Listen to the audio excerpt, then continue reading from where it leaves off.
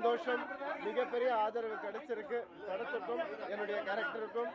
And இந்த படம் எல்லாரும் ரொம்ப கடினமாக உழைச்சி இந்த படம் பண்ணதுக்கு இப்படி ஒரு ரிசல்ட் ரொம்ப சந்தோஷமா இருக்கு.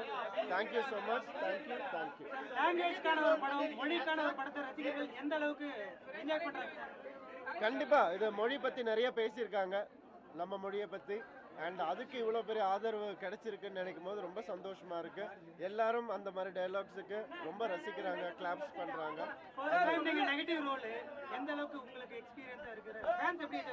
நெகட்டிவ் ரோல் எனக்கு நான் ரசிச்சு தான் பண்ணேன். அதே மாதிரி ஆடியன்ஸும் அதை ரசிக்கிறாங்கன்னு நினைக்கும் போது ரொம்ப ரொம்ப சந்தோஷமா இருக்கு. Thank you so much. அதான் வில்லன் ரோலை வந்து நல்லா தான் ரசிக்கிறாங்க.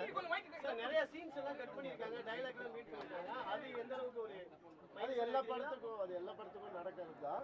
அது ஒரு சிலது வேணும் வேணாம்னு சொல்றது தான். ஸோ அது சின்ன சின்ன இடத்துல நடந்திருக்கு. பட் ஓவராலா படத்துடைய எமோஷன் எங்கேயும் கேட்டு போகாம நல்லபடியா. அண்ணனுக்கு முன்னாடியே வந்து தம்பி வந்துட்டாரு சார், சீக்கிரமா ரிலீஸ் வந்துட்டாரு. அண்ணன் வந்து இன்னும் ரிலீஸ் ஆகல, பட் தம்பி படம் வந்து அப்படி போக விட்டுருக்காரு, வந்துருவாரு சீக்கிரமா. வேற ஒண்ணு இல்லை. எனக்கு ஒன்னே ஒண்ணுதாங்க, எல்லா படங்களும் நல்லா வரணும்.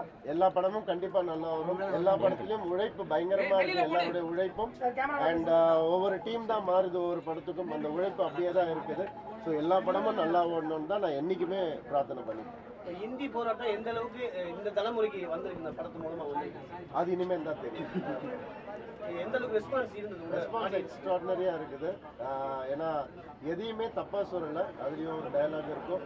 ஹிந்தி எதிர்க்கிறவங்க கிடையாது, அது திணிப்பை எதிர்க்கிறவங்கன்ற ஒரு டயலாக். சார் இது தமிழ் லாங்குவேஜ் தாண்டி மற்ற லாங்குவேஜ் அந்த படம் எப்படி போகும்னு நினைக்கிறீங்க? சினிமாக்கு லாங்குவேஜே கிடையாது, எமோஷன் தான். Cinema is an emotion.